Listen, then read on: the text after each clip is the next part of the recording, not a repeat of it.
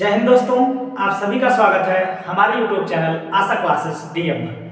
मैं दीपक कुमार आप सभी को जो पढ़ा रहा हूँ सब्जेक्ट है वह है मध्यकालीन भारतीय इतिहास का खंड। और अभी तक हम लोगों ने जो अध्ययन किया है वह है शेरशाह सूरी के बारे में। और अभी तक हम मुगल वंश के बारे में अध्ययन कर रहे थे। जो बीच का पार्ट था शेरशाह सूरी, उसके बारे में अध्ययन कर लिया। अब हुमायूं और शेरशाह सूरी के बाद अकबर का शासन आता है, क्योंकि ये बीच का टाइम ना खाली टाइम था, तो 15 साल खाली टाइम था। अब अगला जो खंड आ रहा है वह है अकबर के टाइम का, और वही हम लोग की पढ़ना है। लेकिन आप लोग उससे पहले ध्यान दीजिए, मेरे वीडियो को आप लोग शेयर नहीं कर रहे हैं। अच्छे से शेयर करिए, अच्छे से सब्सक्राइब करवाइए। जितना ज़्यादा आप शेयर करेंगे, जितना ज़्यादा सब्सक्राइब करवाएंगे, उतनी अच्छी अच्छी वीडियो आपको मिलती रहेगी। तो चलिए दोस्तों, हम लोग शुरू करते हैं अपना वीडियो। और आप लोग थोड़ा सा धैर्य बना के रखिएगा, वीडियो अच्छी मिलती रहेगी। और वीडियो की क्वालिटी कैसी आप लोग बताते भी रहिए, ठीक है ना। चलिए आज हम देखेंगे अकबर की बात करें तो 1556 से लेकर 1605 ईस्वी तक सबसे ज्यादा शासन करने वाला शासक यही है। सबसे ज्यादा वर्षों तक शासन करने वाला मुगल वंश में शासक कौन बना? अकबर ही था जिसने लगभग 49 वर्षों तक शासन किया था मुगल वंश में। बहुत टाइम तक इसने शासन किया, ठीक है। लेकिन इसके शासन में कुछ योगदान ऐसे लोगों का है जो शासक के रूप में दिखाया जाता है। हम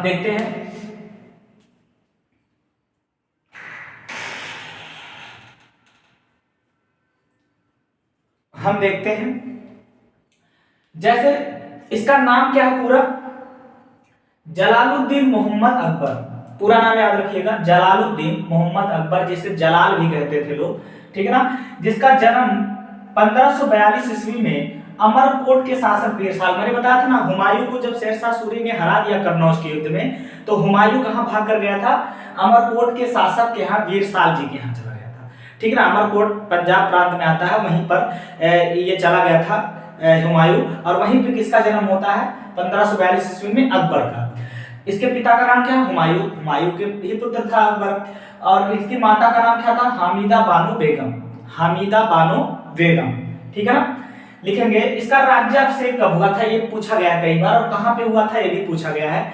तो 14 फरवरी 1556 को काला नौर नामक स्थान है पंजाब में एक स्थान है काला नौर, जहां पे इसकी औपचारिक घोषणा की गई कि मुगल वंश का अगला शासक बनेगा। यह औपचारिक घोषणा की गई। काला नौर यह स्थान है, इसको याद रखिएगा। काला नौर स्थान कहां का है? पंजाब का। और 14 फरवरी 1556 में यह शासक बनता है। औपचारिक घोषणा हुई कि अकबर ही क्या बनेगा? मुगल वंश का अगला शासक बनेगा, ठीक है ना। लेकिन अभी दिल्ली पे इसका राज्याभिषेक नहीं हुआ। अभी दिल्ली नहीं, ये केवल पंजाब प्रांत के काला नौर हिस्सा था, वहां पे इसका राज्याभिषेक किया गया। मुगल वंश का अगला शासक अकबर ही होगा, ठीक है ना। बैरम खान का नाम यहां मिल रहा है। बैरम खान क्या था? अकबर का संरक्षक था। अकबर छोटी सी उम्र में ही शासक बना। आप देखिएगा 42 से लेकर 56, बहुत ज्यादा 14 वर्ष हुआ। 14 वर्ष की उम्र में ही शासक बन गया था। लेकिन इसको शासन चलाने का अनुभव उतना ज्यादा नहीं था। अब 14 साल का लड़का क्या चला सकता है ना। तो बैरम खान जो था वो काफी ज्यादा निपुण था शासन चलाने में, जो इसका संरक्षक और वजीर भी, सेनापति के रूप में वजीर भी इसके यहाँ नियुक्त था, ठीक है ना। अकबर इसे प्यार से क्या कहता था? खान बाबा। अकबर प्यार से इसे क्या कहता था? खान बाबा कहता था। और इसी के संरक्षण में 1556 से लेकर 1560 तक शासन किया था अकबर। इसके संरक्षण में रहकर 4 वर्षों तक किसके संरक्षण में था? बैरम खान यानी खान बाबा के संरक्षण में अकबर। क्लियर? ये तो हो गया इसका परिचय। देखते हैं अकबर द्वारा क्या किया गया। पानीपत का द्वितीय युद्ध किसके द्वारा लड़ा गया? अकबर के द्वारा। पानीपत का प्रथम युद्ध किसके साथ लड़ा गया था? आप जानते हैं। बाबर किसके साथ लड़ा था? इब्राहिम लोदी के साथ। इब्राहिम लोदी के साथ 1526 ईस्वी में बाबर ने पानीपत का प्रथम युद्ध लड़ा था, जिसमें पानीपत के युद्ध में इब्राहिम लोदी की हत्या कर दी जाती है, मर जाता है। उसके बाद मुगल वंश की स्थापना बाबर कर देता है। लेकिन ये पानीपत का द्वितीय युद्ध है। पानीपत का द्वितीय युद्ध कब हुआ? 5 नवंबर 1556 को। यह शासक बना था 14 फरवरी 1556 में, और 5 नवंबर 1556 में यह युद्ध लड़ा गया पानीपत का। पानीपत कहाँ? हरियाणा में है। आप लोग जानते रहिएगा, कभी कभी पूछ लेता है पानीपत कहाँ है? हरियाणा में। अरे वही पानीपत है जहां से बेटी बचाओ बेटी पढ़ाओ अभियान शुरू किया गया 2015 में, हरियाणा में स्थित है, ठीक है ना। यहाँ पे द्वितीय युद्ध लड़ा गया। तो इसके बारे में देखते हैं। आदिल शाह का सेनापति हेमू एक हिंदू था। आदिल शाह अफगान शासक था। आदिल शाह का ही सेनापति था हेमू। हेमू ने दिल्ली में गया और वहां जो मुगल सूबेदार बैठा था, क्योंकि देखिए मुगल शासक तो नहीं था लेकिन मुगल सूबेदार नियुक्त था वहां, उसका नाम था तारदी बेग। क्या नाम था? तारदी बेग, याद रखिएगा नाम। दिल्ली में जो मुगल का सूबेदार बैठा था उसका नाम था तारदी बेग। तारदी बेग के साथ लड़ाई लड़ता हेमू और उसको हरा करके शासक बन जाता है। ये पानीपत का युद्ध नहीं है, ये केवल मैं अभी एक आपको पृष्ठभूमि तैयार कर रहा हूं पानीपत के द्वितीय युद्ध का। पहले सुन लीजिए क्या हुआ था। तो आदिल शाह का सेनापति था हेमू। हेमू ने दिल्ली पे आक्रमण कर दिया और किसके साथ ही लड़ा? मुगल सूबेदार तारदी बेग के साथ, और उसको हरा करके दिल्ली का शासक बन गया। हेमू क्या बन गया? दिल्ली का शासक बन गया। और यह अंतिम ऐसा हिंदू शासक था जो दिल्ली के सल्तनत पर बैठा, मतलब दिल्ली की गद्दी पर बैठा, एकमात्र हिंदू शासक था। और अंतिम शासक यही था जो दिल्ली की गद्दी पर बैठा था। याद रखिएगा, दिल्ली की गद्दी पर बैठने वाला अंतिम हिंदू शासक था कौन? हेमू। हेमू था, ठीक है ना। और ये वही हेमू है जिसके साथ अकबर की लड़ाई होती है पानीपत के मैदान में। अकबर आता है और दिल्ली की गद्दी को हथियाने के लिए, दिल्ली की गद्दी पे कौन बैठा? हेमू। हेमू से लड़ने के लिए आता है और यह लड़ता है बैरम खान के संरक्षण में। बैरम खान भी उस युद्ध में रहता है, अकबर भी उस युद्ध में जाता है लड़ने के लिए। और लड़ाई इतनी विकराल लड़ाई होती है कि हेमू के आंख में तीर लग जाती है। हेमू की आंख में तीर लग जाती है जिससे वो थोड़ा सा हताश हो जाता है और अंतिम में बैरम खान ने उसका सिर काट दिया था युद्ध में। हेमू का क्या किया था? सिर कलम कर दिया था। और उसके बाद पुनः अकबर मुगल वंश का शासक बन गया। पुनः दिल्ली की गद्दी किसके हाथ में चली गई? मुगल वंश के हाथ में चली गई। समझ गए कि नहीं मेरी बातों को? ठीक है ना। हेमू ही अंतिम शासक था जिसकी हत्या कर करके बैरम खान ने ही सिर काटा था, अकबर ने नहीं, बैरम खान ने सिर काटा था। और उसके बाद अकबर मुगल वंश का क्या बन गया? शासक बन गया। क्लियर है?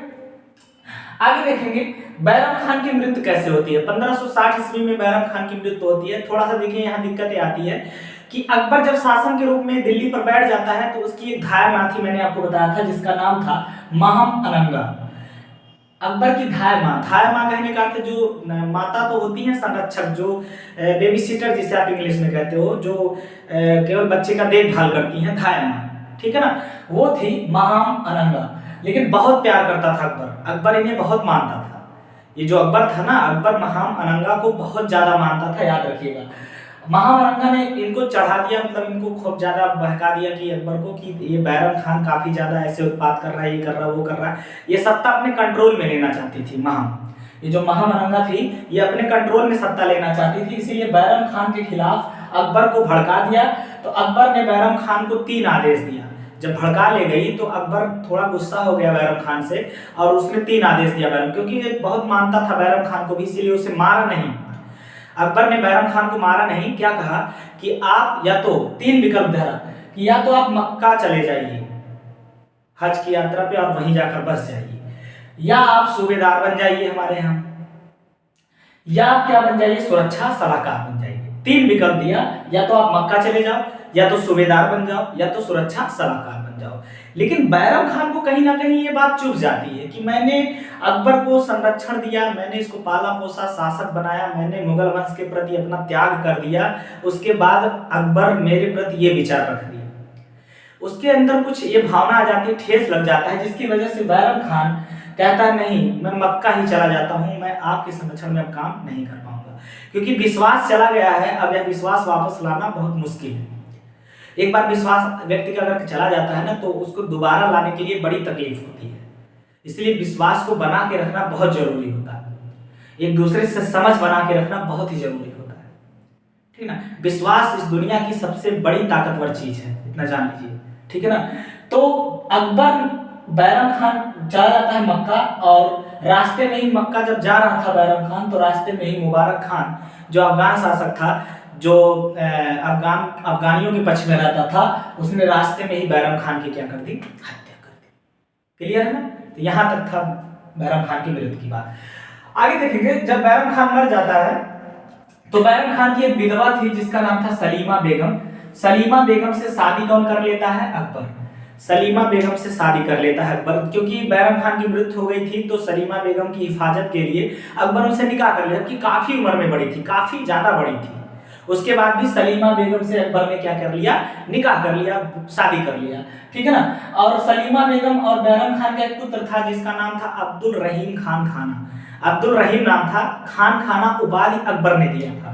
ये खान खाना की जो उपाधि है ये अकबर ने दिया था, किसको, रहीम को अकबर ने दिया, याद रखिएगा, खान खाना को। और इसे अपने 9 रत्नों में शामिल कर लिया था। बैरम खान की हत्या के बाद अब्दुल रहीम खान खाना को अपने यहाँ 9 रत्न, क्योंकि ये संगीत के क्षेत्र में काफी ज्यादा निपुण थे, अब्दुल रहीम खान खाना संगीत के क्षेत्र में काफी ज्यादा निपुण थे, इसीलिए अपने 9 रत्नों में शामिल कर लिया अकबर ने बैरम खान के पुत्र को, ठीक है ना, याद रखिएगा। आगे देखिए पॉइंट मैंने लिखा है पर्दा शासन या पेटीकोट शासन, कई बार पूछा गया है। पेटीकोट शासन क्या था मुगल वंश में, जो 1560 से लेकर 1564 तक चला। ध्यान से सुनिएगा, कुछ खास नहीं है। अकबर की धाय मां थी महामनंगा। अकबर की धाय मां कौन थी, महामनंगा। उन्हीं का एक पुत्र था महामनंगा का, जो उनका पुत्र था, मतलब उनका सगा पुत्र था, उसका नाम था अधम खां। क्या नाम था, अधम खां। और उन्हीं की एक पुत्री थी जीजी बाई, उन्हीं की एक पुत्री थी जिनका नाम था जीजी बाई। तो महामनंगा, आधम खां, जीजी बाई, इन सबके प्रभाव से ही 4 वर्षों तक अकबर ने शासन किया। मतलब जो ये लोग कहते थे वही अकबर करता था। मतलब औरतों की बात को मानकर अकबर शासन चला रहा था, इसीलिए इसे कहा गया पर्दा शासन। ये महामनंगा ये सब आकर बैठती थी दरबार में, पर्दा लगा होता था, वहीं दरबार में आके बैठती थी, और जो ये लोग कहती थी, सुझाव देती थी, अकबर वही करता था। इसीलिए इसको क्या कहा गया, पर्दा प्रथा शासन, क्योंकि ये औरतें थी, इसीलिए इनको कहा गया पेटीकोट का शासन। किसका कहा गया, पेटीकोट का शासन। ये पर्दा शासन चलाने का काम महामनंगा, आधम खान और जीजी ने किया था, ठीक है ना। आधम खान क्या था, बहुत ही ज्यादा क्रूर था, यह बहुत फायदा उठाता था इसके शासन का। अकबर भले ही राजा था, लेकिन ये अपने आप को राजा बनाना चाहता था, और महामनंगा यही चाहती थी कि मेरा पुत्र आधम खान ही शासक बने इस वंश का, अकबर एक कठपुतली बन के रह जाए। इसीलिए आदम खान जहां भी जाता था लड़ाई लड़ने, जहां भी अकबर भेज देता था इसको, ये वहां खूब लूटपाट करता था, वहां के स्त्रियों के साथ घिनौना हरकत करता था, वहां के बच्चों के साथ बहुत घिनौना हरकत कर देता था, और पूरा सामान लूट लेता था। और लूट के ये भी नहीं कि राज्य में लेकर उसे जमा करता था, अपने पास रिजर्व रखता था। अकबर को यह बात तब पता चली जब आदम खान ने 1562 ईस्वी में मालवा को लूटा, तो अकबर को पता चल गया कि अधिकांश हिस्सों को आदम खान अपने पास रख लेता है, जिससे अकबर बहुत क्रोधित होता है और इसे मृत्यु दंड की सजा सुना देता है आदम खान को, और इसे मृत्यु दंड हो जाता है।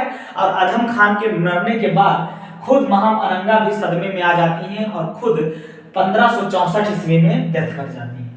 1564 ईस्वी में महामनंगा डेथ कर जाती है सदमे में, अपने पुत्र के सदमे में डेथ कर जाती है। उसके बाद अकबर स्वतंत्र रूप से मुगल वंश का शासन संभालने लगता है, ठीक है ना। अकबर के बारे में बहुत सारी बातें हैं, लगभग इस पे हमें 3 वीडियो बनाने पड़ेंगे, क्योंकि इसके बारे में राजस्व व्यवस्था कैसी थी, किस प्रकार से काफी लंबा टाइम 49 वर्षों तक शासन किया, इसके युद्ध कहाँ कहाँ हुए, कौन नवरत्न थे, क्या क्या शासन था, क्या प्रशासन था, क्या व्यवस्थाएं थी, क्या क्या निर्माण किया गया, क्या कैसा व्यवहार रखता था, सभी चीजों के बारे में हम पढ़ेंगे। हम लगभग 3 वीडियो इस पे आपको बना के देंगे अकबर के बारे में।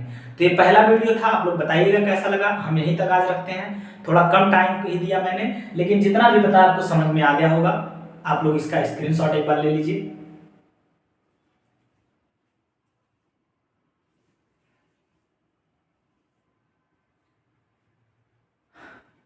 उम्मीद करते हैं आप लोगों ने स्क्रीनशॉट ले लिया होगा, और हम अब आज अपनी क्लास यहीं रोक देते हैं। आप लोग बस अगर आपको पसंद आ रहा है मेरा वीडियो तो प्लीज इसको शेयर करते रहिए, सब्सक्राइब करवाइए, ज्यादा से ज्यादा लोगों तक पहुंचाइए। आपको 100% फायदा होने वाला वनडे एग्जाम्स में, जितने भी वनडे एग्जाम्स हैं सब में आपको फायदा होने वाला है।